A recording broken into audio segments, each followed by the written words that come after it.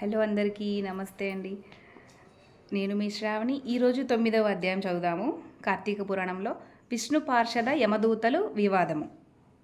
విష్ణు పార్షద యమదూతల వివాదము. ఓ యమదూతలారా, మేము విష్ణుదూతలము, వైకుంఠం నుండి వచ్చితిమి.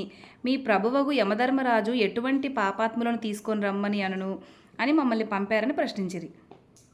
అందుకు జవాబుగా యమదూతలు, విష్ణుదూతలారా, మానవుడు చేయు పాపపుణ్యాదులను సూర్యుడు, చంద్రుడు, భూదేవి, ఆకాశము, ధనంజయాది వాయువులు రాత్రింబవళ్ళు సంధ్యాకాలం సాక్షులుగా ఉండి ప్రతిదినం మా ప్రభువు కడకు వచ్చి విన్నవించుచుందురు.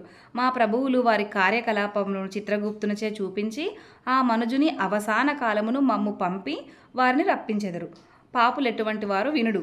వేదోక్త సదాచారములు విడిచి వేదశాస్త్రములు నిందించిన వారును, గోహత్య, బ్రహ్మహత్యాది మహాపాపములు చేసిన వారు, పరస్త్రీలను కామించిన వారును, పరాన్న భుక్తులు, తల్లిదండ్రులను, గురువులను, బంధువులను, కులవృత్తిని తిట్టి హింసించువారును, జీవహింస చేయువారును, దొంగ పద్దులతో వడ్డీ పెంచి ప్రజలను పీడించి వారును, జారత్వం చొరత్వం చే భ్రష్టులగువారును, ఇతరుల ఆస్తిని స్వాహా చేయువారును, శిశుహత్య చేయువారును, శరన్నవాణిని కూడా వదలకుండా బాధించి వారును చేసిన మేలు మరిచిన కృతజ్ఞులను, పెళ్లిళ్ళు శుభకార్యములు జరగనివ్వక అడ్డు తగిలేవారును పాపాత్ములు.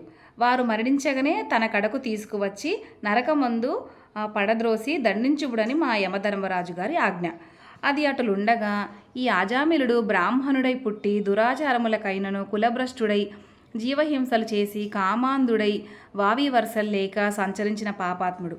వీరిని విష్ణులోకమునకు ఎట్లా తీసుకొని పోవదురు అని అడగగా విష్ణుదూతలు, ఓ యమకింకరులారా, మీరెంత అవివేకులు! మీకు ధర్మసూక్ష్మములు తెలియవు. ధర్మసూక్ష్మములు ఎట్టివో చెప్పేదను వినండి. సజ్జనులతో సహవాసము చేయువారును, జప దాన ధర్మములు చేయువారును, అన్నదానము, కన్యదానము, గోదానము, సాలగ్రామ దానము చేయువారును, అనాథ ప్రేత సంస్కారములు చేయువారును, తులసి వనమును పెంచువారును, తటాకములు త్రవించువారును, శివకేశవులను పూజించుటవారును, సదా హరినామ స్మరణ చేయువారును, మరణకాలమందు నారాయణ నారాయణ అని శ్రీహరిని గాని, శివ అని శివుని గాని స్మరించిన వారును, తెలిసి గాని తెలియక గాని మరి ఏ రూపమున గాని హరినామ స్మరణ చేయున పడిన వారును పుణ్యాత్ములు. కాబట్టి అజామిలుడు ఎంత పాపాత్ముడైనను మరణకాలమున నారాయణ స్మరించుచు చనిపోయానుగాక. మేము వైకుంఠమునకు తీసుకొని పోవుడు అని పలికిరి. ఆజామిలుడు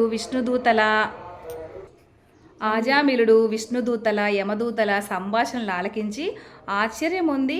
ఓ విష్ణుదూతలారా, పుట్టిన నాటి నుండి నేటి వరకు శ్రీమన్నారాయణ పూజ గాని, వ్రతములు గాని, ధర్మములు గాని నేను చేసి ఎరగను. వర్ణాశ్రమములు విడిచి కులభ్రష్టుడినై నీచుకుల కాంతలతో సంసారము చేసితిని. నా కుమారయందున్న ప్రేమచే నారాయణ అనినంత మాత్రాన నన్ను ఘోర నరక బాధల నుండి రక్షించుట వైకుంఠమునకు తీసుకుపోవచ్చున్నారు. ఆహా, నేనెంత అదృష్టవంతుడను!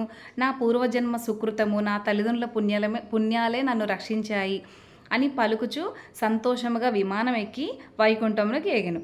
కావున ఓ జనక చక్రవర్తి, తెలిసి గాని తెలియక గాని నిప్పును ముట్టిన నెట్టుల బొబ్బలెక్కి బాధ కలిగించునో అటులనే శ్రీహరిని స్మరించి ఎడల సకల పాపములు నశించి మోక్షపు నొందెను. ఇది ముమ్మాటికి నిజము.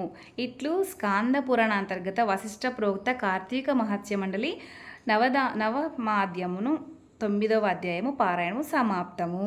Thank you so much friends. తప్పులుంటే క్షమించండి.